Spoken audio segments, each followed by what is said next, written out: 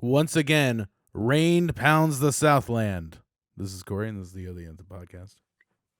Once again, I keep wondering who Rain is.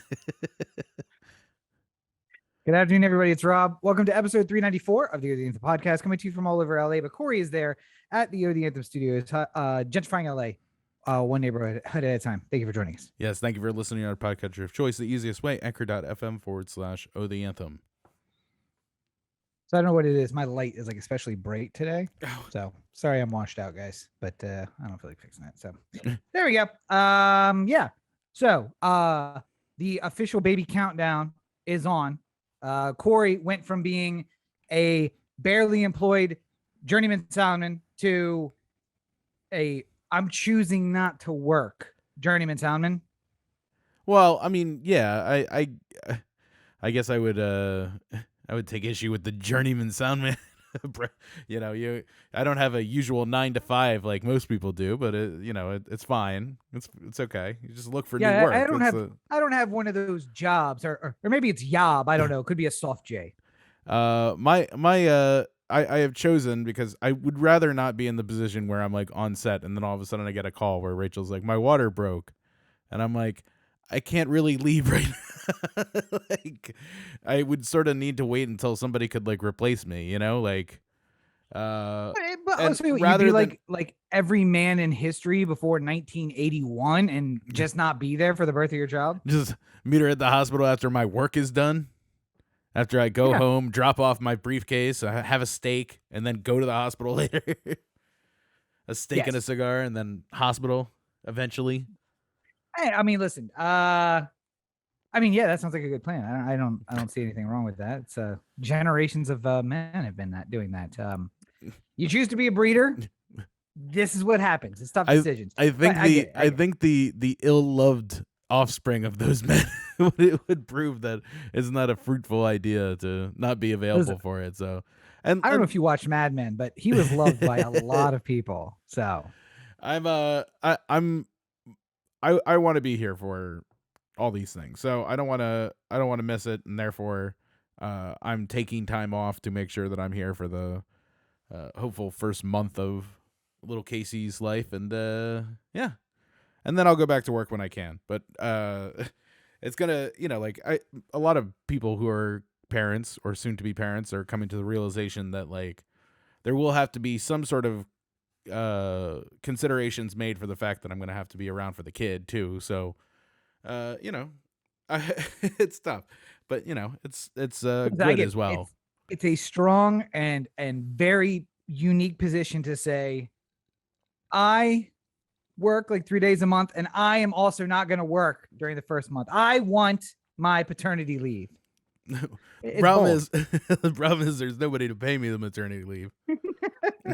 Well, apparently not everybody has that. I guess I could start Cory Corp, a limited liability corporation, and founded in Delaware, and just there was a toxic spill. Sorry, it's already out of business. And make the first month of my salary just be paternity leave. But yeah, I don't know if nobody's offered it to me, so I feel like it's not available to me. Well, I was just the thinking producers I've recently worked with have been like, "Hey, heard you're having a kid. How about a couple days for nothing?" You kind of already have Cory Corp. It's Daddy Warbucks says, "What do you need? What can I get for you?" And then everything gets taken care of. How you think these things work? I love Rachel. Probably thought she was like, "I got him now. I got him, and I got all of that." And you're like, "She about to learn today. She's about to learn today." Although I joke and say that, but then I've seen a lot of bye baby, which, by the way, bold on a company to put bye. Yeah. Twice in the name of your company, but good for you. Bye baby bags all over the place there at the O The Anthem studios. Yeah, it's certainly it's gonna be weird once like the child actually gets here, and like there's a lot of stuff that's like still in boxes because there's no reason to set it up and just have it be in the way at the moment. But like, at some point, like there's gonna have to be a playpen put together and like like a swing bassinet. So that you have somewhere to put the child who's coming to your house. The bassinet is fine. We got that. And it's out. It's ready. It's been tested. Okay. Like Was that yesterday? It wasn't there this weekend. When I was No. there. It's been ready and tested for like 2 weeks now. It really all that they're needs just to be clothes? done. Is it just a new place to put the clothes? Is there just clothes on it right now? No, Tell no, me no. there's clothes on it right now. It's in a bag. It's on its own carrying case, and then you unzip it, and then you just like quickly open it up like a lawn chair, and then you're good. Yes. So yeah, it'll be fine. Sounds uber safe. Sounds uber safe. I know when I think place for my child to sleep, I automatically think of every lawn chair never having failed me whatsoever. Every time it's been never been a solid. moment. Well, hopefully she's not one of those pandemic babies that are like 48 pounds, because I have been joking then that thing will definitely not happen. I've been joking with Cory and Rachel because we saw the pandemic baby story. They're gonna give Rachel's gonna give birth to a 50-pound red hair freckled child, and then Cory's just gonna leave it at the hospital. That's gonna be the problem. Is this where I can turn in the baby safe? Like, is that around here somewhere? It is one of those moments where, like, you know, like I'm like, I can't leave set, and then Rachel goes and has the birth, and then I show up, and then she's like Laura Flynn Boyle, and there's like an 80-pound baby. Like the back of I immediately thought of Family Guy, where Lois at with baby Chris. Chris's birth, and she's just so ragged and tired. And this is huge fucking baby. Man. Oh, classic Family Guy. We are waiting on Baby Baker's arrival, but to turn into a solemn note, as I laugh, we are no longer waiting to find the whereabouts of Brian Laundrie, and that is the or so you think. I mean, yes. Did he pull a I like I've already forgotten the guy's name who killed him. I didn't kill himself. Billionaire? I know what you mean. Wait, this is my meme world moves so fast. I'm already off of this. I'm on to something else. Yeah. Fuck. The one who it's gonna drive me crazy. Yeah. Anywho, he didn't kill himself. That's the conspiracy. He didn't kill himself. So going with that and butchering that meme. Well, somebody was saying that, like, I saw some ridiculous news story that was like, you know, linked to like, wouldn't it be cool if it were true.com or something like that? Yeah. Like, yeah. Very reliable source where it's just like, you know, like part of the body's DNA doesn't match with the Brian Laundrie DNA, making us wonder if he just like killed somebody and then made it seem like it was him by sprinkling his DNA on it, which I was just like, also, how would you go about doing that? Like, just wait and see. This January 20th, Trump will enter the White House triumphantly as president. Like, both those things sound like they're very legitimate and certainly could happen. So, sure. So if you guys didn't follow, and I said it was a leading story, I guess, of the week, only because it happened on the same day the podcast came out last week. So we're like, perfect timing as always. That. Yeah. So investigators were in the state park where Brian had disappeared to. And the waters apparently had come down from a storm that happened right after he disappeared. I don't know if anyone remembers that, but there was a huge storm, and they were saying like, "Oh, this would be terrible to be caught out in." And waters had come up. Now they finally gone down, and they found like a bag and a notebook, and the parents apparently identified that as his. And the cadaver dogs brought in, and they found human remains, which is almost never good. When they say human remains, what they mean is we're not going to show you a picture of it because it's gross. So. We talked about all that part leading up to the revelation that it was actually Brian Laundrie on Tuesday. It was the so confirmation that it was him. Yeah. Yes. So I mean, somebody who was listening to the podcast wasn't out of sort. They just didn't, you know, they were under this like the will he won't he of is he dead? It's the Schrodinger Brian Laundrie, you know? Worst bachelor ever.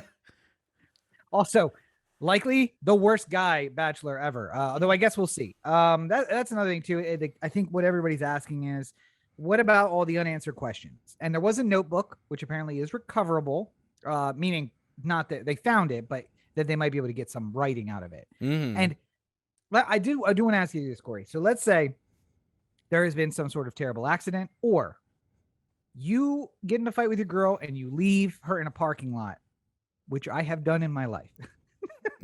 Pull over. All right, get out.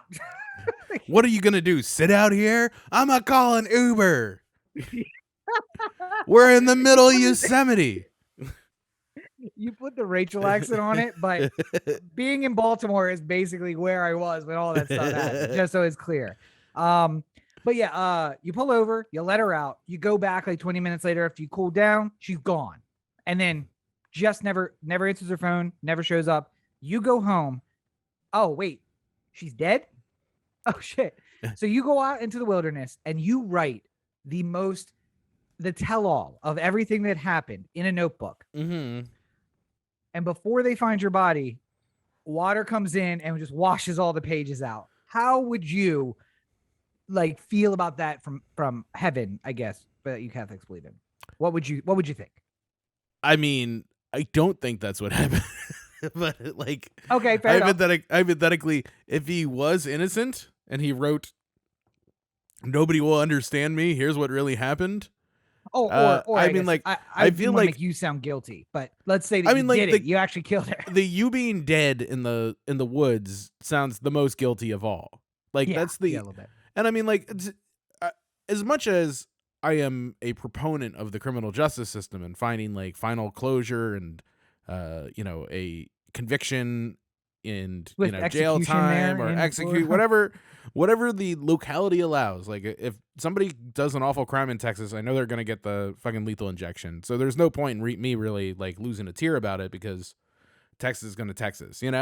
Florida's gonna Florida. I think that he kind of saved us a lot of trouble, though, if he realized how guilty he was and he was going to end up spending a lot of time in jail, followed by being dead. Yeah. Like, save everybody some money and time. I mean, like, I think it's not an uncommon, you could put it into real terms of like, if you found out you had like some sort of terminal illness and you had 10 days to live and you could do this radical, expensive treatment that might give you an extra 10 days, or you could just, go shoot yourself or something. Like, I'm not saying that, there are complicated reasons why people commit suicide, even in like high leverage situations like this. And, I imagine that he knew that he was going to be sort of thought of as guilty. Yeah. If he killed himself. So like, or if he died somehow in the woods, like trying to stay off the radar, and I could see why somebody would want to go out that way as opposed to, jail and trial and jail and lethal injection, like. Is it too soon? Oh, no, they got Old Sparky back up and running in Florida. So, I guess it wouldn't be Florida. It'd be Wyoming. So, yeah, it would be the gas chamber. But is it too soon to Photoshop Brian Laundrie's face on the Pakistani dad watching the cricket team? Like, the disappointed guy. Disappointed guy. And above the story, be like, notebook found ruined next to him. And just like, Brian Laundrie being like, I wrote 95 pages, my whole life story. God. I mean, I'll say this as somebody who has an affinity for reading people's stories on the internet and stuff like that. Most people can't write. Those things that you're reading, that's not real literature, Cory. If it's got a porn or a hub in some form in the name, it's not literature. It's called lit erotica. I don't know. I don't know what I couldn't remember the name of the website, but that is the name of the website. Something Cory has never gone to in his life. No, I'm saying, as somebody who's read stories. Erotica. Oh my God, that's a deep pull. Like that's like it takes you back, right? Yeah, Jesus Christ. So back when it took 10 minutes to load a picture, you're like, fuck this, I got an imagination, I'll be fine. Casey, stop listening. So back in like the in 2010 or so, we weren't at the streaming point of the internet, so you were left with whatever porn you had on your computer and like pictures that would take 15 minutes to load, or if you were industrious, you could read a story. Like, wait. Don't forget though, there was also if I can be the last one on the computer and the first one on the computer, I can use LimeWire to download a video. But it's a risky proposition in case Dad decides to check the news before it gets to work. Also, that thing where you're like halfway through the download and you look and you're just like, oh, 9 gigs. This is definitely a virus. I don't know why I downloaded this. 9 gigs would that's like a week of downloading. I can't even imagine how long that would take. They didn't have things that were that good. The fidelity was terrible. You're just like basically watching late night on the actual TV where you're like fuzz. Oh, there's a boob. I saw a boob. I saw a boob. Yeah, it was funny. It was funny that time in the internet. We're so old. I mean, yes, one of us is creating a human being. That's how old we are. Although, as I argue, you don't need to be that old for that. I could have I could have a 20-year-old child right now. Oh, absolutely. Yeah. Oh, especially the way I was living. Anyway, so Brian Laundrie. I mean, no, I kind of, like, if you know that you're going to be found guilty and you're going to be seen as guilty for the rest of your life, and the trial is just going to be long and expensive, and you're basically fighting technicalities and trying to get shit thrown out. Like, you're playing a zero-sum game of I'm going to win this court proceeding. So, like, I get why, I kind of appreciate that we don't have to pay for the trial and the jail and the lethal injection and all that, like. But for her parents, though, like, not ever knowing what happened. I think they know what happened. I think everyone kind of has pieced this all together. And, him showing up dead is like the best verification that it was him for them, and they can come to terms with it eventually. Showing up dead is the Baltimore version of waking up dead, whereas all the normal people in the country say he died last night. When he showed up dead, everybody knew he was guilty. I don't know. Well, showing up dead to me is actually a very Baltimore thing, because it's like you stumble upon somebody who's dead. That's also true. So like, if I went in the house, this mother showed up dead. I don't even know.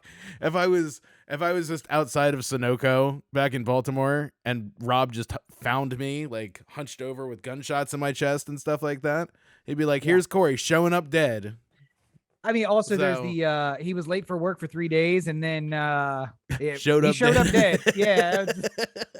We realized that we were gonna have to do some hiring one way or another, so we started, but then he showed up dead. So but yes, it sounds very like what's the thing, like the Rainbow Bridge or whatever it is, like a very nice way of saying somebody's died. Like they've showed up dead, like, as opposed to. I don't know why when they've been found in a hail of gunfire. They showed up dead. When you said Rainbow Bridge, immediately I went to, what does Mario have to do with any of this? And then I realized my brain is poisoned. It's just everything is immediately Charlie Day with the. Anyway, so we are making light of an awkward discussion, but Brian Laundrie, I think the other thing I really hate about this is he showed up dead. He was confirmed dead. It was confirmed it was him, and then immediately fell out of the news cycle. Everybody's like, "Oh, all right, well, cool." I was hoping for a whole 9 months of Nancy Grace coverage on this thing. Like, where is Brian Laundrie? If I was him, I would have run to South America. Eventually he gets found. Eventually he goes on trial, and then there's 9 months. The bounty hunter finds him. It's a Nancy Grace dog crossover episode. Nancy Grace, the fugitive hunter. Literally nothing dies. It's just like I was watching a thing like there's no more one-hit wonders. Yeah. Because even one-hit wonders can stay in the public eye for enough that like they're sort of famous for at least one other thing before they go. You had a really hit song, and then you also had a line of nail polish that was popular for a little bit, and then you had a hit song. You had a hit song, and then after it went off the radio, somebody on TikTok made a funny meme about it, and then a ton of people made it, and now they're talking about this song from the late 1900s, and you're like, how fucking dare you? This Vanessa Carlton song. By the way, the people at work think it's funny now to talk about how I was born in the latter part of the 1900s. While factually accurate, disturbs me on a very deep level. I'm like, he's out of line, but he's right. Yes, I was born in the latter part of the 20th century. But I mean, and then the other person who said it to me was born in 2002, and I'm like, go fuck yourself. well, I mean, like, it's also like, I don't think of the future in terms of like, I think of the future in as much as I hear a date out loud. So like every once in a while, an athlete will sign a contract and it's like they're signed through 2027. And I'm like, now that's the longest number I can think of because that is the furthest end point somebody has given, like it is expected to last until 2035. Okay, that is now as far into the future as I can see because somebody's actually said the number out loud. You know what I mean? So like there's like a thing about Casey coming in 2020. My child is going to be born in 2021 where I'm just like, Jesus Christ, like that's the future. Like, you know what I mean? Like, well, I thought you were going to go with the he signed until 2027. And then you think immediately like, is that a 19-year long contract? How long do they have him for? Oh, wait. Oh, 6 years. Yeah. That makes sense. Okay. Fair enough. Somebody says 30 years ago and you're like, all right, 1970s. Oh no, 91. 91 is 30 years ago. Oi. Yeah. But so from one piece of shitty news to another, everyone's talking about I really Alec thought Baldwin. we were going to go to Trump, and I almost said piece of shit. You mean? And then I realized, like, oh God, I didn't say that because poor Alec Baldwin. Oh, for somebody who Alec played Baldwin. Trump. That was very true. Alec Baldwin was involved in a accidental shooting. Oh, look at me, all the way on the edge. I didn't fix that one. All right, everybody's gonna have to look at me answering a work text while that's while fine. You're talking. Don't pay attention to the right side of the screen.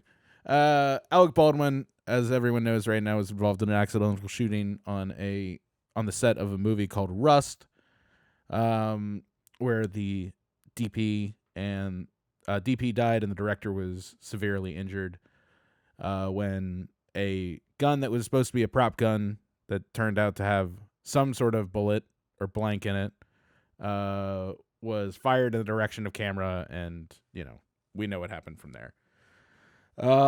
It's incredibly sad. I think about it a lot because a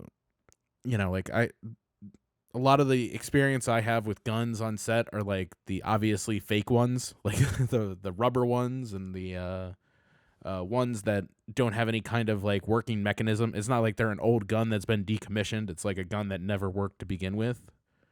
But there have been times where there was live ammo on something that I worked on, and there's a lot of precautions that are taken, and when those precautions aren't taken, people get seriously hurt or die.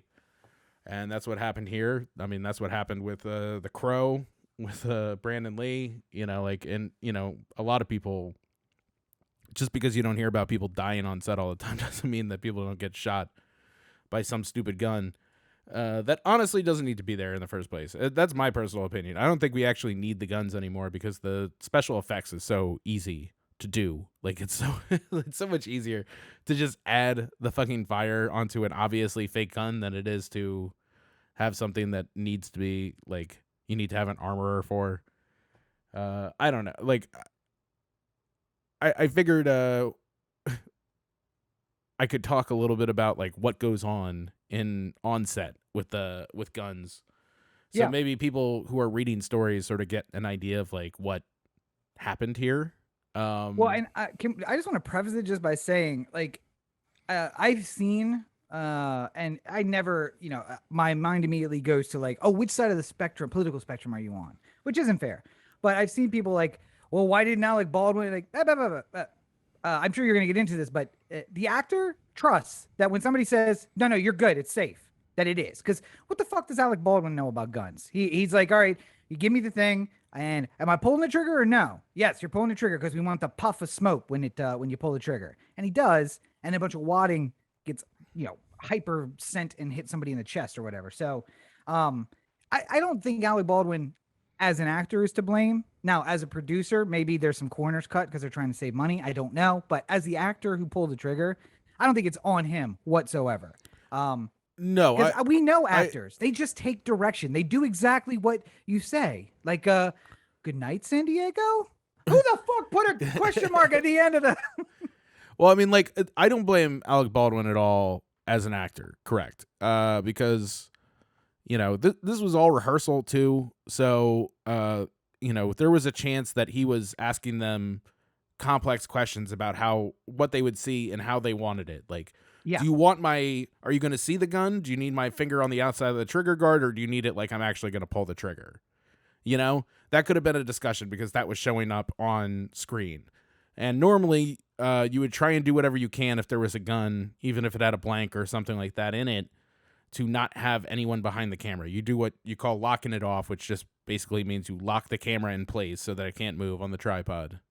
And then you don't need to have an actual person behind the camera. So if an actor points a gun at the lens, then it doesn't, accidentally go off and kill somebody, But, Baldwin as an actor, I don't blame. The Baldwin producer part maybe, because it seems like this thing did not have enough money, which is usually the sign of safety not being of paramount concern. A bunch of the people who were in the camera department quit the day of the accident, and they cited poor gun safety as one of the things that they were quitting over, which just makes this all the more tragic. But I don't know. Like I feel like every set I've ever been on has been very strict when there's a gun. Like, there's only 2 or 3 people at most who touch it. One of them's the actor, one of them's the armor, or like somebody within props who's acting as an armor, and like maybe an assistant director or someone like that will be given, or grip will be given permission to do it. But like, nobody else is supposed to touch the gun at all. And, it's just really, it seems like somewhere along the line, something was missed. Either the armor didn't check to see if there was anything inside the gun, or maybe they just had it sitting there and they were about to get to it. And then the AD grabbed it and said, oh, it's cold, which is like a sign that, it doesn't have any ammo in it. And then if you hear that, you're just trusting it, like you as an actor, you kind of have to separate yourself from the, it's the the Meisner thing of like pretending to act authentically in fake situations, stuff like that. So like, the moment that he has the gun and he's on the stage and he's on camera, he has to sort of behave like the guy who has the gun in the story that they're shooting right there. So, like he might do things that he wouldn't necessarily do because he's trying to be in character. And, I can't even imagine how he's got to feel truly awful that he's involved in this, Yeah. I like, if you made a mistake that cost somebody their life, like, you start wondering like what you could have done differently. But like really nothing could have been done like that much differently, I don't think, in that situation. I mean, like, there's things that like, they shouldn't have been behind the camera, but I mean, like, if they're rehearsing it, they don't think, like, they also don't think that it's going to go off like that. And if somebody tells you that there's no bullets in it, then you're going to believe them. I usually like it when somebody who's in charge of the gun, like, sort of will open it up and like show you can look down the barrel and see that there's no bullets in there. Like, and they'll walk up to each crew member and just sort of show them down the barrel so that you can see it. Perhaps that could have happened. That could have happened and avoided this situation. But, I feel like that is a an extreme measure, and they weren't really taking that many measures at all, though. You know what I mean? Like, if the crew says that there was poor gun safety happening, I just believe it. I can just foresee a world where just a bunch of people were touching the gun. There was nobody who was like, the person who was working as the armorer in this one, apparently this is like her second big feature. So like, she could have, she admitted on a podcast actually before her first feature that she didn't feel like she was like ready to do the job yet. But then everything went smoothly on the first job. So she feels like she was better, I guess, for the second one. And again, I'm not trying to, somebody will be legally held responsible at some point, but I feel bad for everyone sort of in the chain unless they did something truly negligent, like, Yeah, what was that? What was that first feature? Oh, it was a town where there were no guns, and one guy showed up with a gun, and he was the king of the town. All right, that doesn't exactly sound like the same thing we're dealing with. This is a western where there's going to be some gunfire and some horses. Probably not the same thing. Yeah, I mean, like I really think we should just push for no guns, like just nothing that's capable You of and firing. every other communist looking for no guns. I don't know if it's a communist thing. No, communists love guns. Yeah, I actually. know. I was gonna say. I feel like centrist Democrats. I feel it's all the guns out there. But we just last week talked about IATSE's contract Deal. dispute. The deal that had been struck. Yeah, the deal that was reached, and a lot of people sort of brought up that safety matters weren't being thoroughly addressed here. Like, there's things that crew have always asked for that sort of like is like one of the first items to go. But usually the thing that they're asking for is something based off of like safety. So like the crew on Rust, apparently they were shooting in Santa Fe, but the hotel was in Albuquerque, which is like an hour away. So, you say to yourself like, oh, boo-hoo, they're flown out to New Mexico and they had to stay in Albuquerque instead. But, if you're waking up an extra hour early to drive to set, and then you're working 12 to 14 hours days, and then you're driving home for an hour, after 5 days of that, you get exhausted on the last drive. You're driving home and you think that you're going to fall asleep behind the wheel. And a lot of people have fallen asleep behind the wheel and, killed themselves and hurt themselves. And, it's a very serious issue. And, I think it would help the people who are members of IATSE who are not in favor of the deal that has been struck to say, like, listen, it's time to make real safety concerns paramount in any part of the negotiation. And, a lot of good faith gestures by producers on that front might actually help, make a deal go through if they went back to the negotiating table for that stuff alone. And I mean, safety was on their list of demands, and it apparently was not in the finalized deal, or not to the satisfaction of people who are pushing for safety anyway. Well, it's like, cause like you're always talking about safety in a construct for, like for somebody who, there's a lot of the crew who maybe lived in Santa Fe and only 4 people needed to be housed, so you're just like, like, well, this isn't a problem for 95% of the crew who drives 10 minutes and gets home. Sure. And it's like, but like, just put us up in Santa Fe. Well, that would cost the production extra $100 per person per night. It's like, well, maybe you shouldn't do the movie then if you can't afford to do it. Like, I don't know what. Well, I was gonna say, the Kellogg's workers are on strike. Yeah. I don't know if we mentioned that, but they are. The other, and the people who are striking, 70% of them aren't going to be beneficiaries of what they're asking for. They are looking for this. They have a 2-tier system with employees, and you can only have up to 70% of the workforce in the top tier, which has better benefits and better pay. And the bottom tier is called temporary or coming in workers. That's 30% of the workforce. And actually, that's what's capped by the 70%, because otherwise the company would fire all the old people and hire a bunch of temps, but they can't. So that's what's capped. But they're striking to get better wages, better healthcare, better everything for the 30% of workers. Mm-hmm. Because the way a union is supposed to work is that's what you do. This doesn't impact me. It impacts you, though, and that's very important. And I think if you ask the IATSE people, and let's say 95% of them in Santa Fe, they would still say, no, they need to be here in Santa Fe with us. No, that is too much of a drive for them. Bring them here. And that is why, I mean, in IATSE's case, why it's so powerful, because it's not 95% of, the grips, 95% of electrical. It's 95% of everyone here who is not a director, producer, or actor. That's it's also like the rules are so kind of arbitrary based off of where you are. Like, so, in LA, there's always been the 30-mile zone, the TMZ, which is, basically in the middle of Hollywood. You draw like a 30-mile diameter around the whole thing. That's the 30 just miles. Right down the street from my house is what is the center of the world, and that's where the center of that pin goes. Yeah, and then basically, if you are working inside of that 30-mile radius, then 60-mile. You know, when you think of it like on both ends, the whole radius. Yeah. Yes, But the like diameter, if you will. You're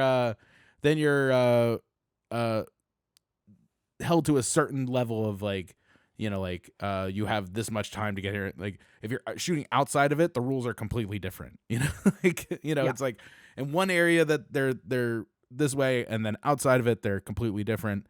You know, if you work in Atlanta, there's no version of like a 30-mile zone, so it's just like wherever you come from. But in a lot of places too, like, you know, I know a lot of people who do stuff in Baltimore, but they live in North Carolina. Like, and they just drive up and, you know, pay for their own hotel and act like a local because that's the best way for them to get work. And it's just like, that shouldn't be the, you know, you should pay people to like come up and work for you. Like, they shouldn't be out of pocket to compete for a job, you know, like. And I was going to say, if you're in, let's say you live in the San Gabriel Valley, which for non-locals is to the east of LA, and the set is Fontana. Well, I don't know how far of a drive Fontana is. Vacaville is Vacaville. Victorville? Vacaville is a town. But yes, I meant Victorville. Vacaville is a town, though, by the way. It's Cowtown. But Victorville, from somewhere in the San Gabriel Valley, that might be like a 30-minute drive. Right. But if you're coming from Hollywood or points east with traffic, that might be a 2-hour drive. And I mean, you regularly made it. It was like 90 minutes, right? I mean, it's probably like if you were like if you were in like Covina. Yeah. Like Covina just the edge of the TMZ. Covina to Victorville is probably like an hour or something drive. Okay. But like, you know, if you were coming from Hollywood, probably take an extra, depending on traffic, maybe take an extra hour to just get that. Yeah. Like if you're trying and to then if you're in fight morning Santa Barbara, rush hour traffic or something like that, then. But if you're Santa Barbara or Malibu or somewhere on the west edge of the TMZ, I mean, add another hour on top of that to get to Hollywood, plus an hour to get there, and then plus an hour out. So I mean, like I think the idea with that is if you're in Fontana, you're out of town and you got to house people. You got to, you know, so they don't have to drive 2 hours back or 3 hours back home every day. Yeah. Or pay for it themselves. So it makes, also, I was going to say Atlanta. I know people who are commuting 60 minutes to Atlanta and they live 75 miles outside the city. It's just like, it's not the same thing, but it should be really the same thing. All the rules apply the same everywhere. I mean, like there were discussions at some point along the way of like maybe including portal to portal time, which is just like the moment you leave your house to the moment you get back to your house, which factors in for all the time that you would spend driving. 12-hour day. If it was like and it starts when you leave. Yeah. Like, you know, and they give in time for how long it takes, you know, you would be done at like 11 hours. So you could do your 1 hour on the road back, you know? Yeah. But I mean, like, these are all things that are like, would actually be beneficial for health and safety, would not cost production that much more money, and then would also be like something that the crew would uniformly love, but also at the same time is like the first item off the budget you cut off. Yeah. Like, you know, just like when you have a $10 million movie and you only have a $5 million budget, you're starting to cut out things like portal to portal. You're just like, no way, can't afford that. You know, like your rate includes your kit. You're like, you know, you're coming up with any way to save money along the way. Like, we don't need catering. We'll just have Subway, like Chipotle one day. It's fine. Like, you're finding out ways to like cut money. That's like if you have a business and you say, I can't pay more than $7.25 an hour, or I can't stay in business. You have a bad business model. If you can't get it done and pay people a living wage, then that's what you guys love, this capitalist system. This system says you should not be in business. You don't know what you're doing, or it's not a profitable idea. So don't go into business. They're going to affect all of these small businesses with a $15 minimum wage. Okay. Or there's a bunch of small businesses that only stay afloat by paying slave wages to their workers. I will say, before we get off this, I will say one thing in defense of IATSE. One thing in particular in defense of IATSE, because you brought up the lifting the lowest paid at Kellogg's thing. Yeah. There were dramatic raises for the lowest paid positions in IATSE contracts.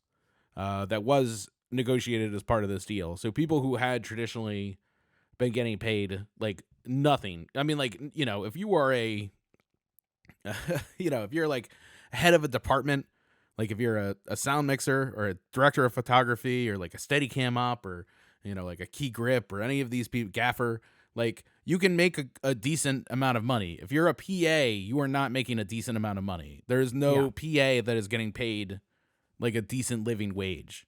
And most of the time, they're doing that for as long as they can survive to make connections to be able to work something out. Like you're a PA for as short of a time as humanly possible until you get picked up as a grip or something, like, you know, like until somebody says, hey, can you do this?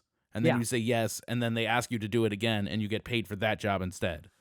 And it's a consistent battle of like, am I going to run out of money first and like have to go home, which is inevitably the go home is the part. Like, these people are not the ones who are living like in the San Gabriel. They're coming from the top 2% of every high school in the country. Am I going to run out of money first, or am I going to make enough connections that someone says, hey, you were an extra. Do you want to be first AD on this thing I'm doing? And Roberto said, I mean, some guy says, yeah, absolutely, I'll do that.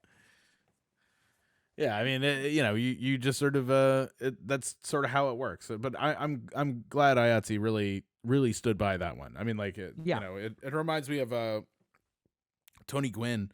They were interviewing him during the MLB strike in '94, and they were just like, "What do you have to gain from this?" And he's just like, "It's not about me. It's about the people who are coming after me, because people like me when they were, you know, people at my position." In the 70s, when they were, you know, doing strikes and trying to fight for better deals, we're doing it for people like me. So I'm going to do it for the next person who's going to come up like me. Like, I'm looking out for them. You know, that's what a union is for. I'm going to get paid regardless of what happens here. You know, like I'm fine. I got to look out for the next guy because, you know, somebody looked out for me before I came up. So. Yeah, and they asked Bobby Bonilla the same thing, and he said, I'm going to make $1.7 million for the next 55 years. It's not about me. Listen, if it don't come in the mailbox, I don't want to read about it.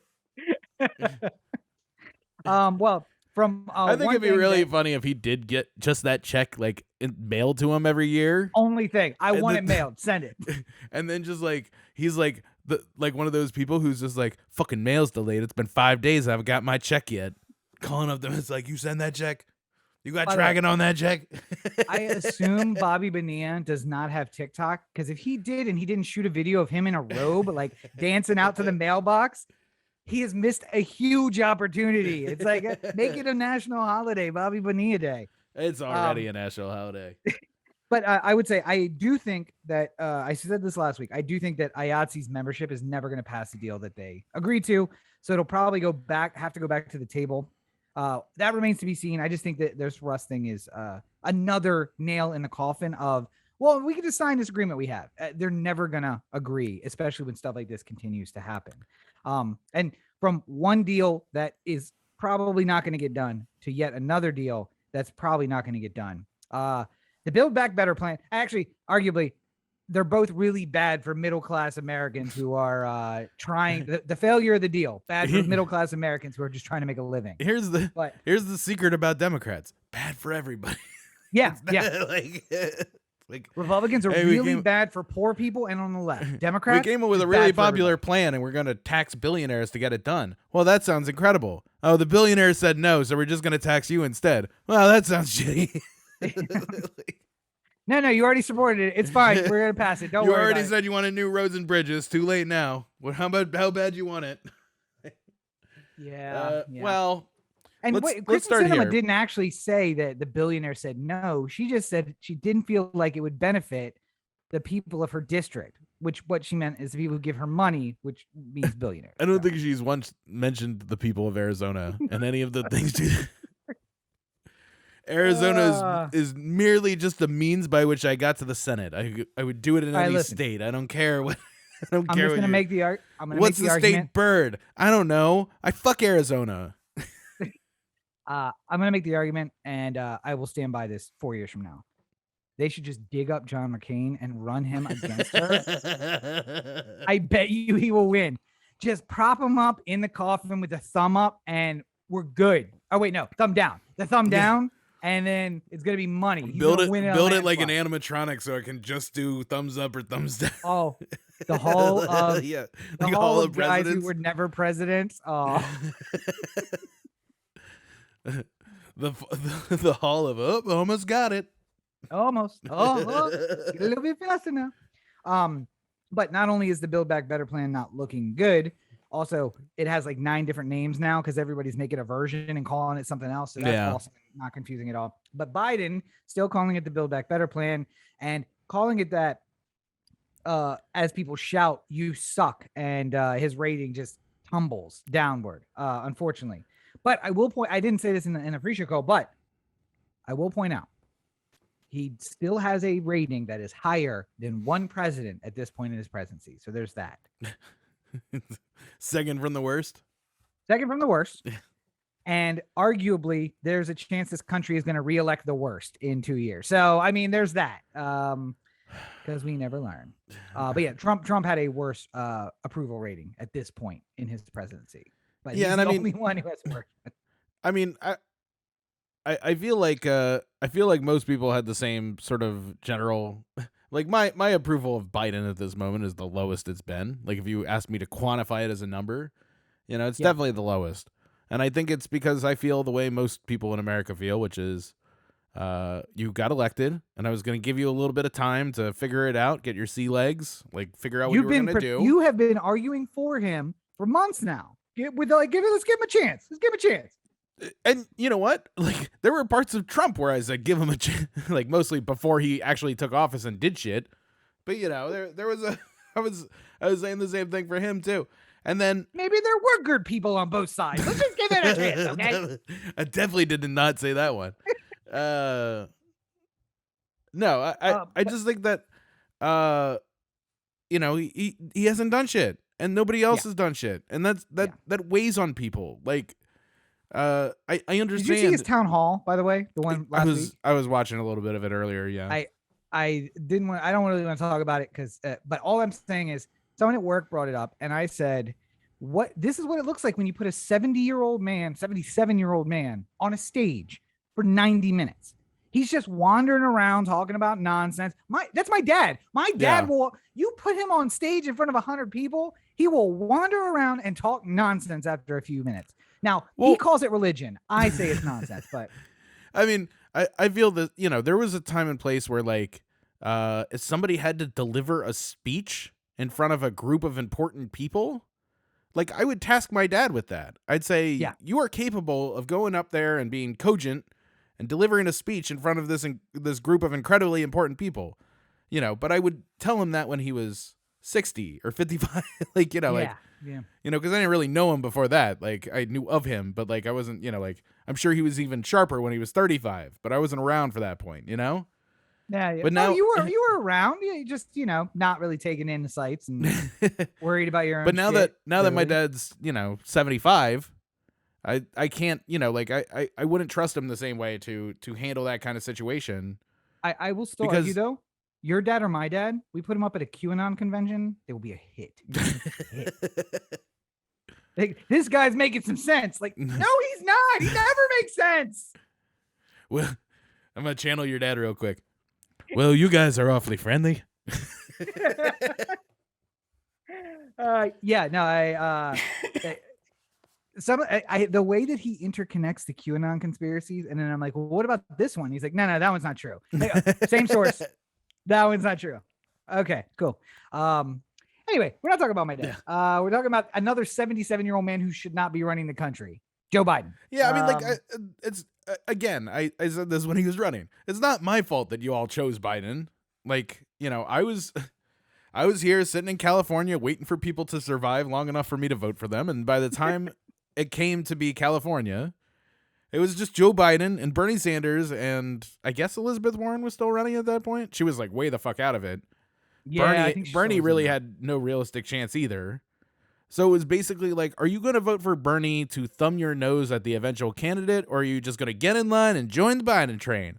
And I'm like, I choose not to join the Biden train, so therefore I will thumb my nose at it and I'll vote for Bernie, and we'll be good. Like, I want to make a proposal that will I mean, it'll destroy the constitutional republic that we have. But okay, and that is that California passes a law, and if you send me to the state house, I will argue for this law. I'm not running, but just if you send me there, that the California primary be 1 week and 1 day before the Vermont? No, the New Hampshire primary.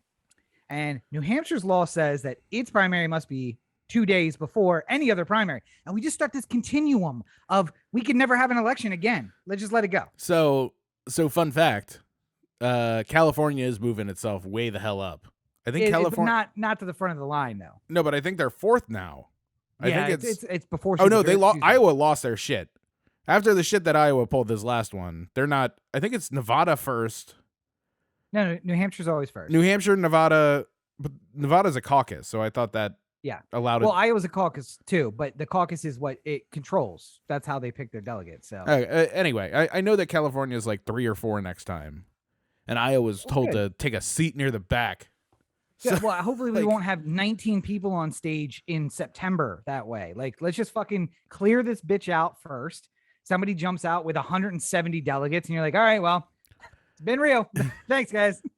I mean, like, again, I would love it if, we voted for one of the young, hip, with it candidates, not the 70-year-olds, but that's apparently not how this whole thing works because, no matter what we do, we're going to run into a 70-year-old somewhere because they're everywhere in the Congress. So, well, listen, all I'm saying is they don't have to be.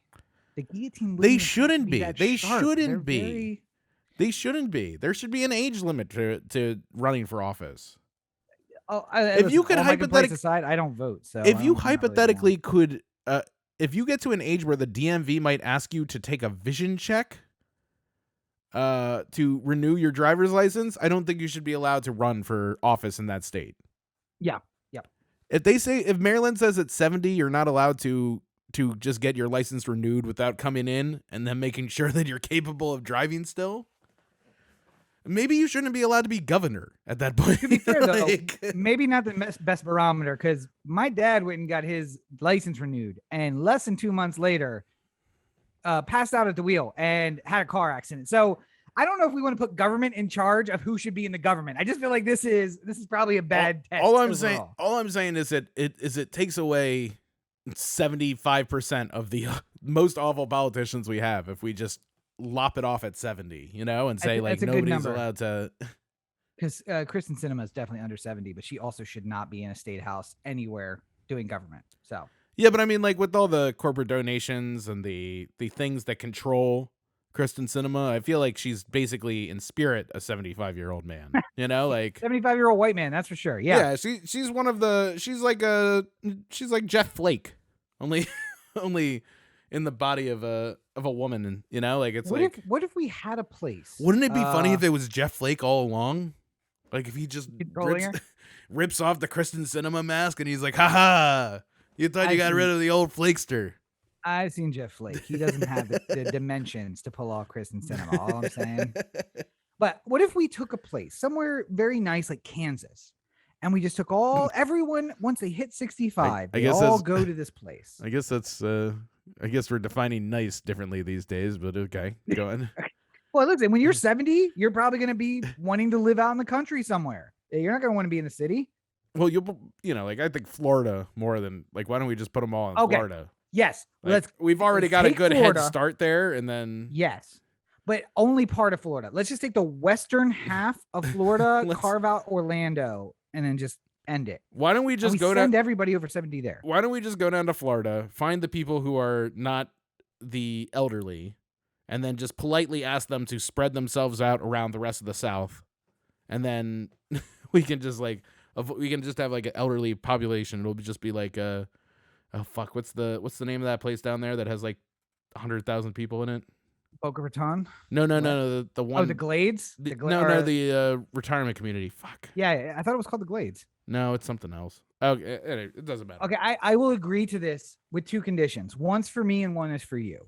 For me, I need to carve out from this reservation the city of Miami, South Beach, North Beach. Well, yeah. Because I do not know a place where the girls just forget that, morality exists, that they're in public. Nothing beats a margarita as big as your head. It's in the Miami. tropical air that hits you and you lose all semblance of what you're supposed to be doing.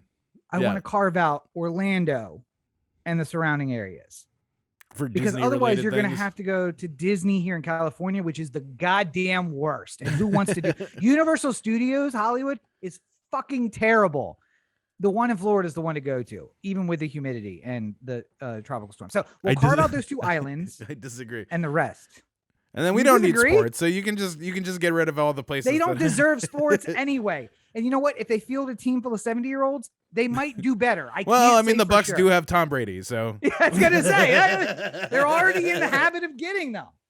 I think this is the plan that could work. And then if things go really bad, you just, I don't want to say start a wildfire, but like something to just burn it from the top down to the bottom. I show up at the board of Florida with Rob, and I'm just like, is the plan complete?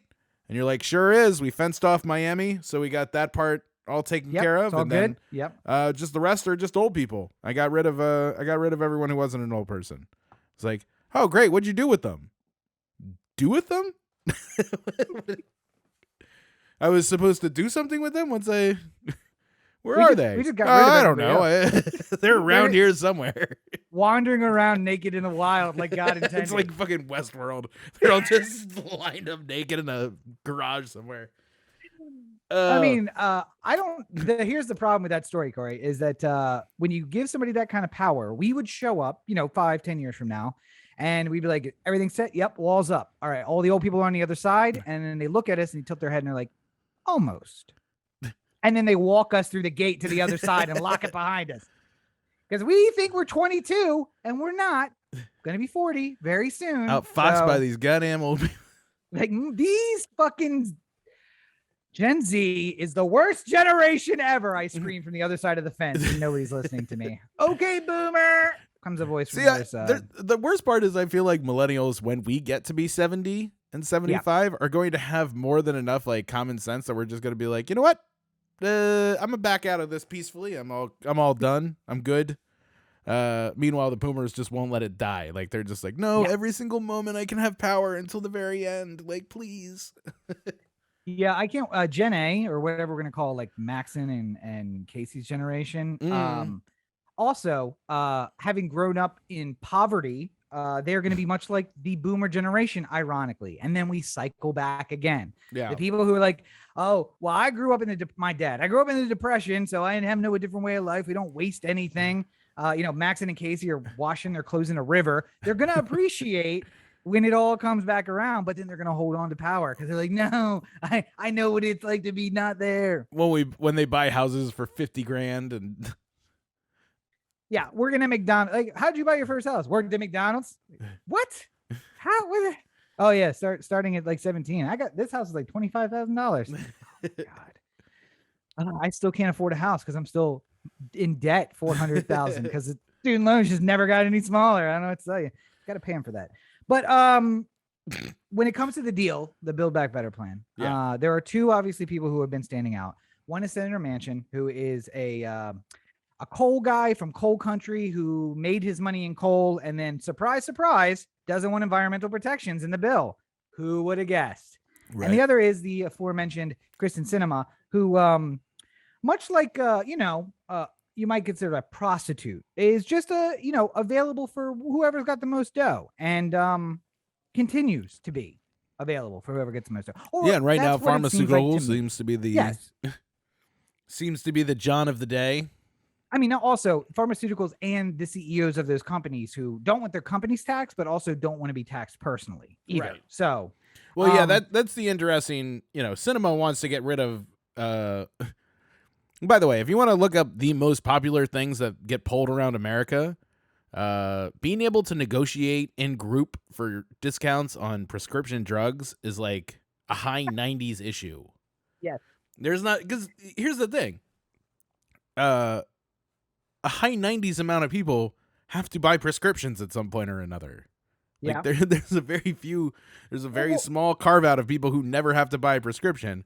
And the Kristen first time Sinema you go, does. She has to. It's just free with her government insurance that she doesn't want anyone else to have. Yeah, I mean, and for me and you, if we have to go buy some pill, it'll be $900 because did I mention this? That obviously I was wearing the glasses at the beginning. I'm still wearing the glasses. This bottle, not this bottle, because this is the generic. I finally convinced them to give me the generic. The named version of this is $500. Not like, oh, you get a lifetime supply. This bottle is $500. Yeah. With my insurance. That's with my insurance. Like, right. What the fuck is wrong? And Crescent Cinema doesn't think that it should be a penny cheaper because capitalism. So, yeah. And that billionaires shouldn't be responsible for paying all this because they're the ones who create all the jobs and the trickle-down economy and all that sort of stuff that Jeff Flake is parroting through her mouth hole. Okay, wait. I've got another plan. Forget it, John McCain. We dig up Ronald Reagan and we put him up. Oh, wait. That'll never work. He'll never get elected. Fucking liberal, they would say, as he spouts his most conservative bullshit. Oh. There should be a guest worker visa for people coming across from Mexico. Communist! You suck, Reagan! Oh, Ronald Reagan, a communist? Well, if he's going to say communist, if it looks like a duck and it quacks like a duck. It's fucking Alexandria Ocasio-Reagan. I feel like we have a skit somewhere here we should film about Alexandria have Reagan have Ocasio-Cortez. I feel like Katya could pull that off. I feel like she could do it. She's got chops. We're gonna Arguably, Roberto could as well. He's really good. We should get the makeup guy to just do jowls on her. Just like jowls. Let her play Black Ops Cold War. She can see Reagan on there and get a little impression going. Because the guy who does Reagan on the game is not good. It's like the spirit of the voice, but it's not even close. So it'd be good for her. Like, all right. My favorite Reagan impression, still and forever and always to this day, is Phil Hartman. When he does when he's like talking about like talking to all his military generals, and he's just like, here's the plan. I've negotiated it personally. All you guys have to do is call it in when I say it's time, and then we'll get the money. And it's just like the girl who had sold the most Girl Scout cookies is here to see you. It's like, God damn it, this is the part of the job I hate the most. It's like, get away, get in this other room. And then as soon as all the people disappear, and it's like this little girl and a guy with a camera taking pictures, it's just like, well, if you're so good at selling cookies, I should have you sell Congress.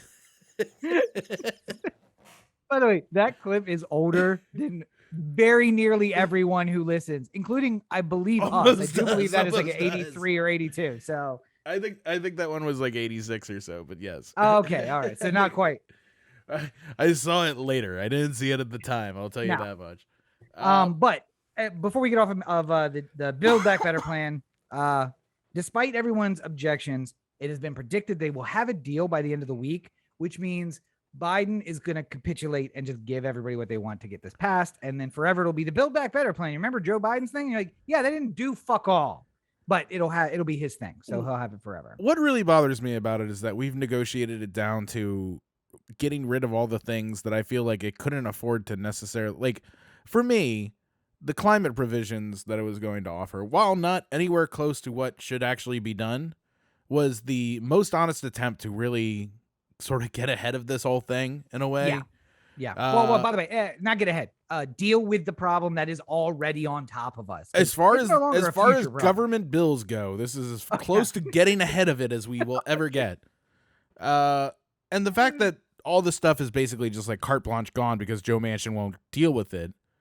The reason why there's a lot of people like Rob and I who are pushing for the abolition of the filibuster so that we can pass things like the John Lewis Voting Rights Act is because there's a decent enough chance that starting in a year when people start voting for Congress and Senate again in the midterms, the Democratic Party will not be will not have the majority in either house. Nope. We'll probably lose the presidency, and then who knows? 2 years later, yeah. Who knows when the next time you have any kind of anything close to a 50-50 Senate and a a majority in the House and a president in the White House. Like, And can I be clear about you know, this? that happened. This- The last time it happened before this was like fucking 2008 or. Oh, that's right. Wait, Obama did have a majority in both. He had a majority in both. Then he had like a couple senators to spare, which made made it easy for him. Yep. And then he lost it in the midterms at one point, and he never got it back, and then he never got anything done. Yep. And that's why Obamacare was shit, because they had to make a deal with the fucking Republicans about what it would look like. not only that, but Democrats in that one too had to that's true. you know, like, because fucking what's his face, the one who ran for vice president, Joe Lieberman. Joe Lieberman. Joe Lieberman fucking torpedoed the whole. They had an agreement in principle, and Joe Lieberman was the swing vote, and he said, "I'm not going to do it unless you do this, this, and this." And he's just like, "Oh, the most important aspects of the bill."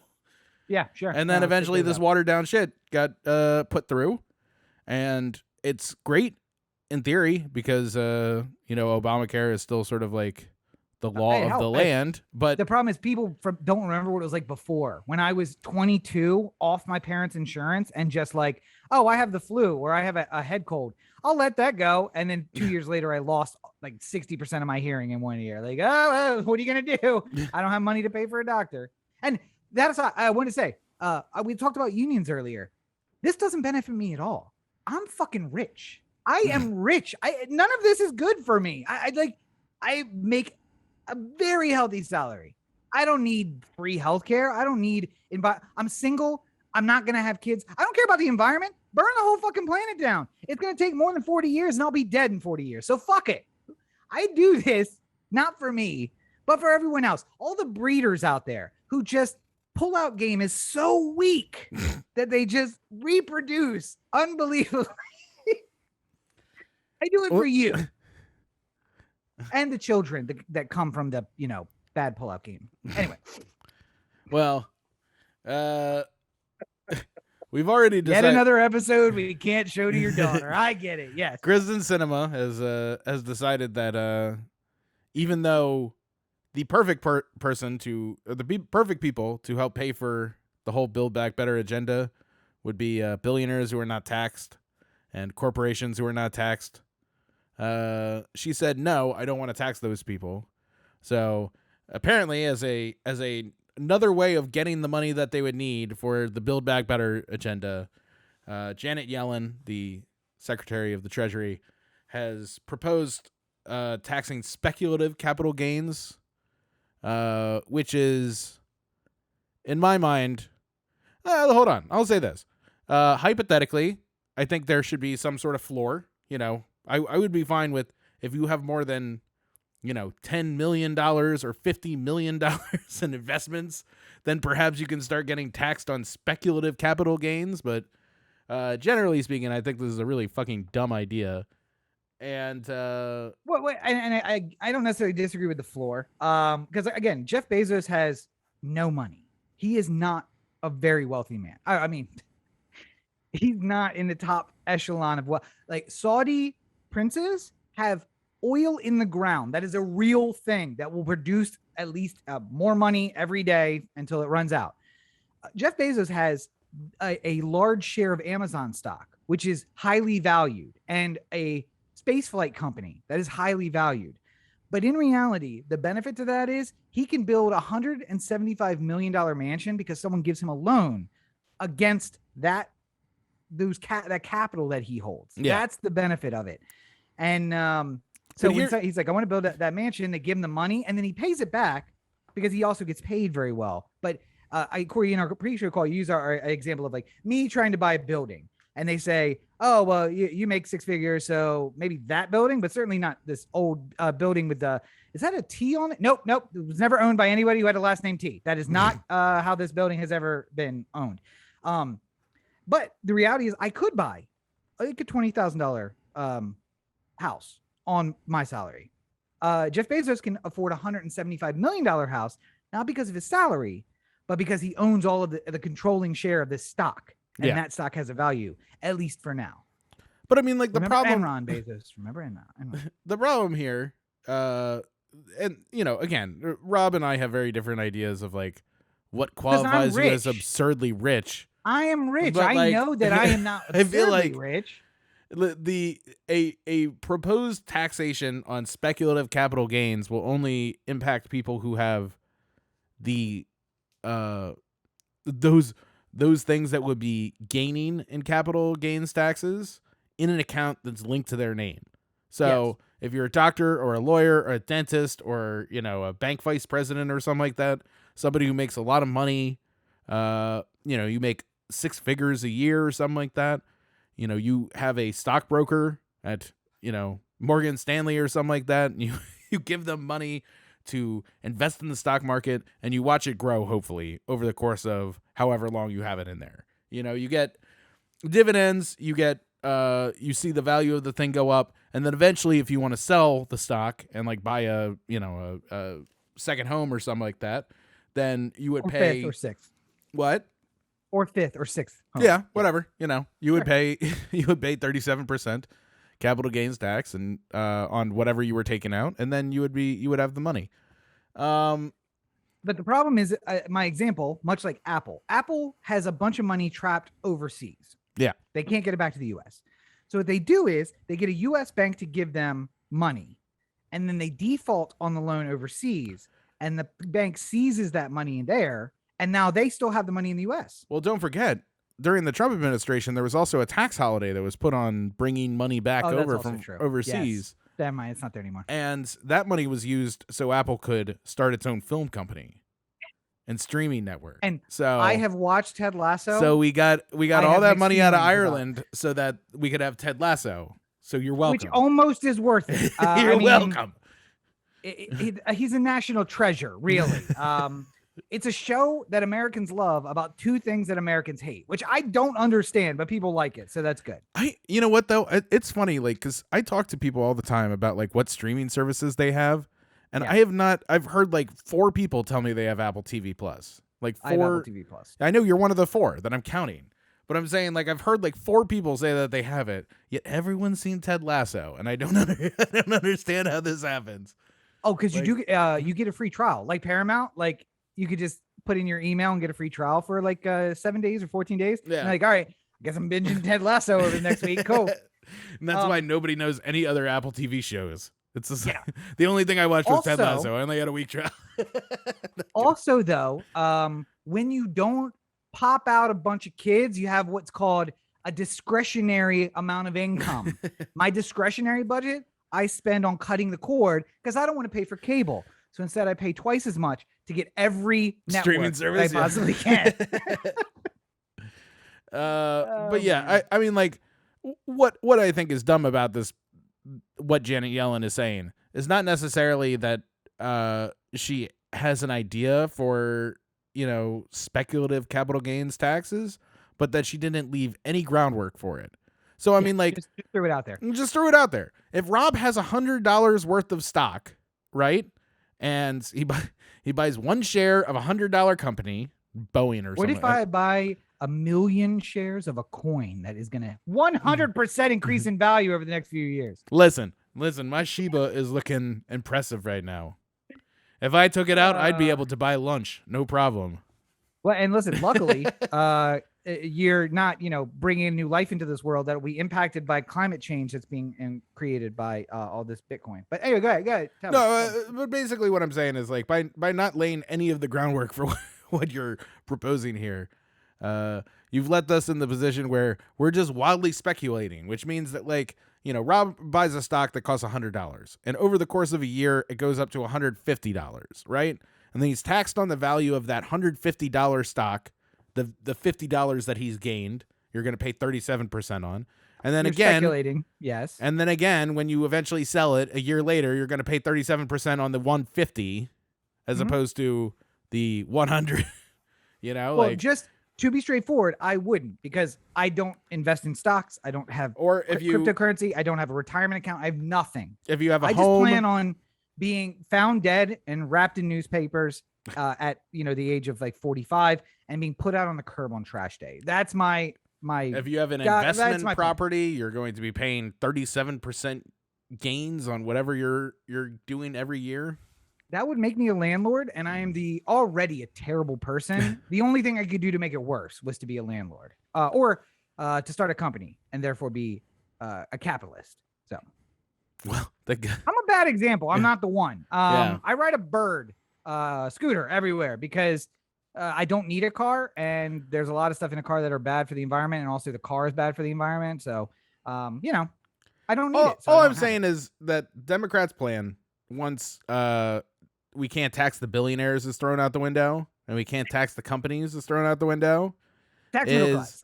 Let's tax anybody who has capital gains, which instantly you say to yourself, capital gains, that's only Jeff Bezos and Elon Musk. No. Normal people, yes. Normal people have paid capital gains. No. Normal people say that. Cory, who has this idea in his head of capital gains that has never been defined anywhere in the world, is literally, like, oh no, this is going to impact Rob's $10 investment. Literally any kind of investment would fall under that category. Nothing has been defined. She's just wildly speculating about capital gains in general. Right, but I'm saying if you don't come in here with the plan as to what constitutes your tax and at what level it starts beginning, and like at what point, if you get, say you were walking down the streets of Hollywood and some guy said, look at that hot piece of ass, I need him to work for Warner Brothers. And then you become an executive vice president of Warner Brothers. Very weird. First of all, I don't believe it at all, because the guy who makes those two comments back to back doesn't work for Warner Brothers. It doesn't have good vision. The Warner Brothers, some drug dealers that live further down the block. No, but I'm saying he sees you. He's just like, I've never seen a man ride a bird like that. I need to have him in my company. And then you become an executive vice president of mobility at Warner Brothers. Sure. Yes. And Mobility. as part of your annual salary, you also get some stock options. I sell them immediately. Immediately I sell them. And now this Warner Brothers stock that you have, is just making money and getting you taxed extra. Just for you were given a benefit, now you're paying taxes on it. So you know what I would do? I would say, hey, I don't want your stock options. Give it to me in cash. Give it to me in Bitcoin. Give me cash. Yes. Because in the end, listen, they're going to seize any of my tax return anyway. So I would rather just have the cash now and then get taxed on it regular, and then the government can keep that part. You make fun of it, but Russell Okung a couple of years ago signed a contract where he wanted to be paid half cash and half Bitcoin. And when he signed that deal, he was the 19th highest paid left tackle in the NFL. Yep. And 2 years in, he was the fourth richest left tackle in the NFL. So, like sometimes these benefits. And if he's smart, sneeze at them.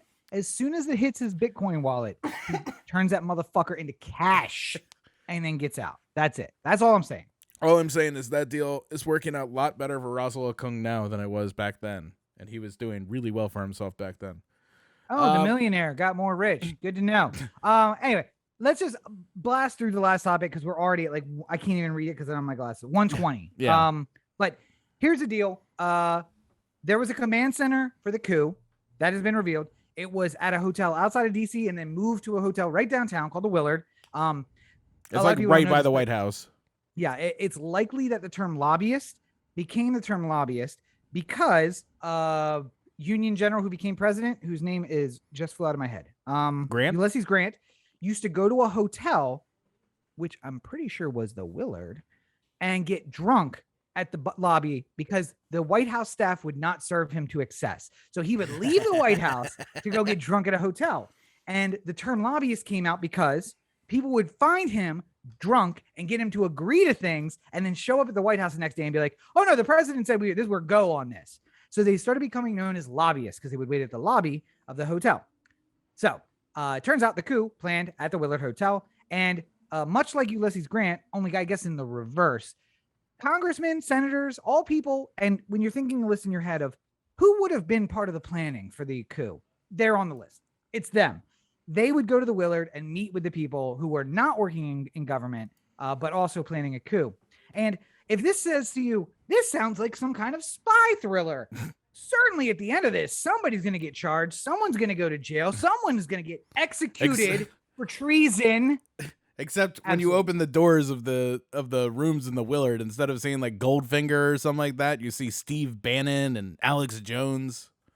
It's It's like this. There's so much red skin. You have no idea. Ted Cruz is in there. It just smells like whiskey and regret, and his red skin and bad hair all over the place. Dan Snyder's trying to find a way in. This crowd is so bad. They don't even let Dan Snyder come in. Come on, man. We don't need your trouble around here. Listen, Landover. Why don't you go out in the suburbs to a bar? All right, this is a Washington D.C. establishment. Well, on top of that, they weren't just meeting at the Willard, but Rolling Stone had a report that I only got to read half of because my internet my browser decided to update at the moment I was reading halfway through it, and then the next time I clicked on it, it reached the subscription limit, which is always irritating. Irritating the fuck bitch. You know, sidebar. I was like one day on one of my news feeds, like a story from like the San Francisco Chronicle went up. A newspaper that I never read. I don't think I've ever clicked on a Chronicle article before.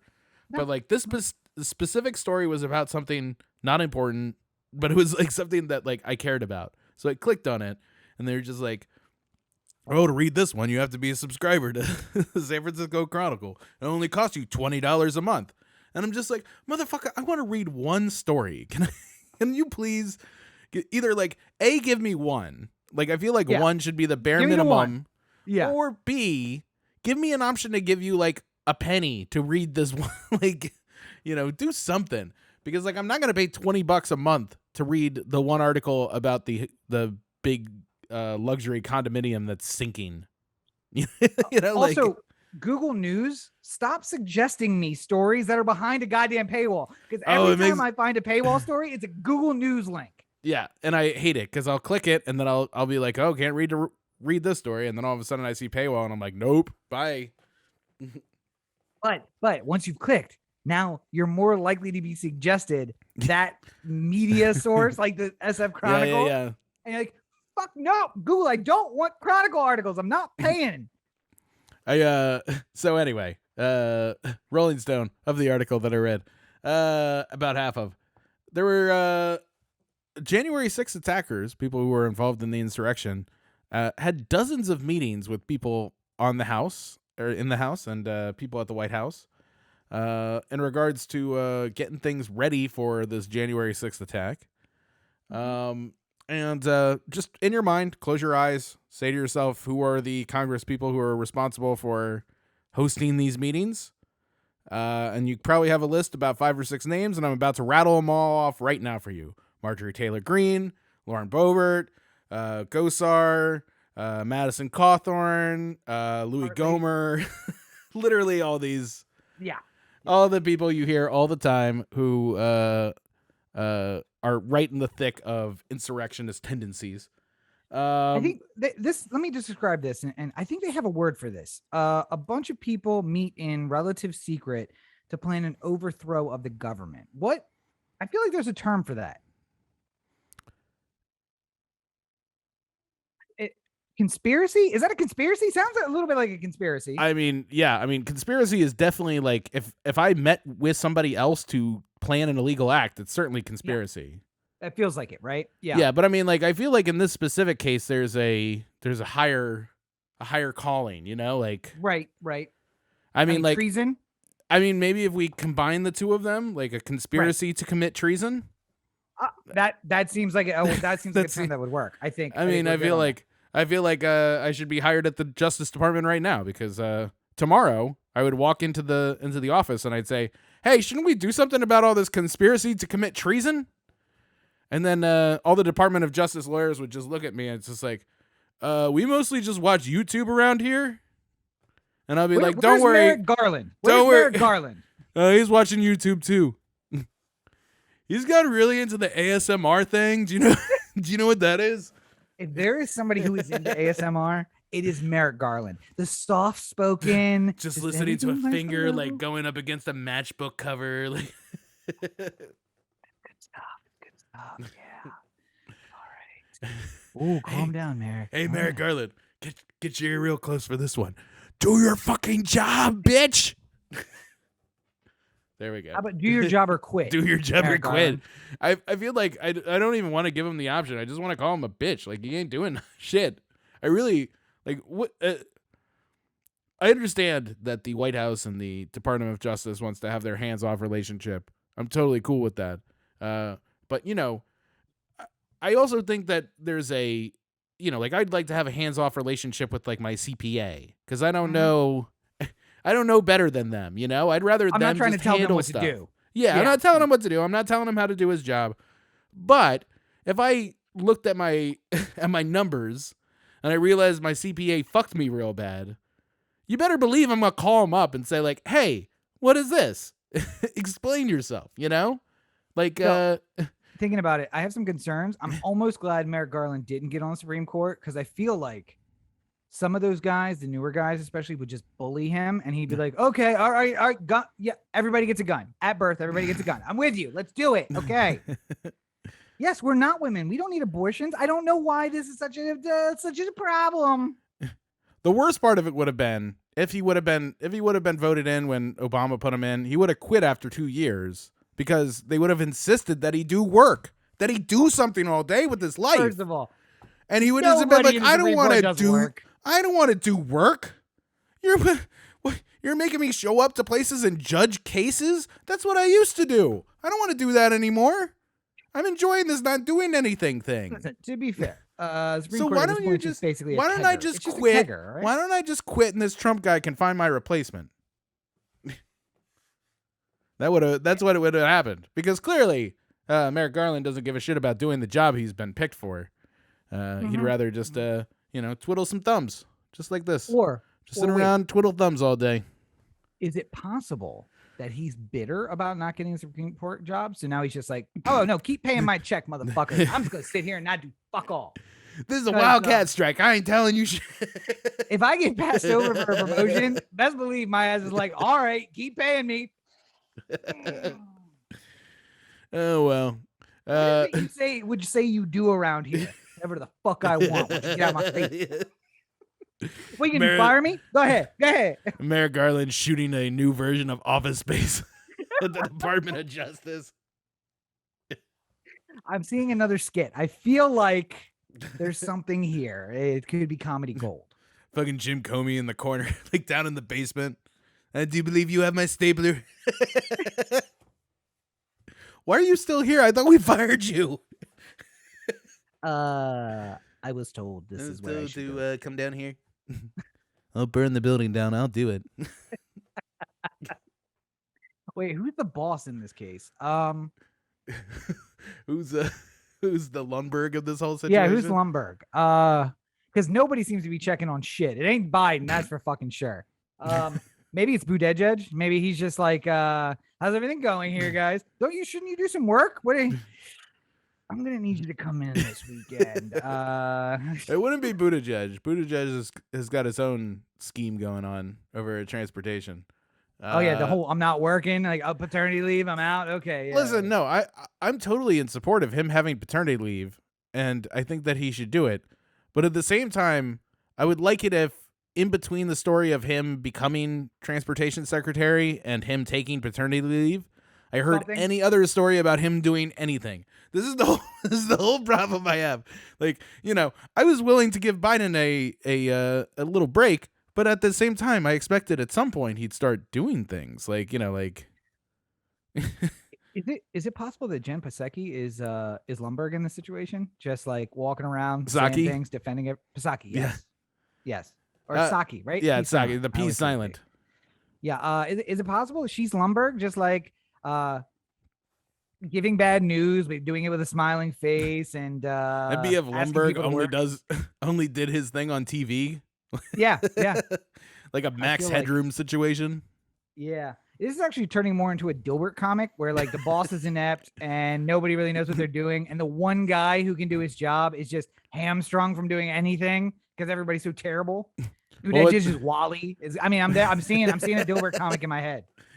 The worst part about this whole thing is Scott Adams would fucking hate the fact that we're talking about that. You say the worst. I say it's the best thing. Come at me, Scott Adams. What do you got? What are you going to draw me in a comic? All right, let's do it. What, are you going to vote for Trump again and lose? All right. Well, I think if you're looking for a valuable time to waste whatever hours you're spending at the Department of Justice, you know where the best place to do that is? I mean, I feel like YouTube videos could be found somewhere. What's that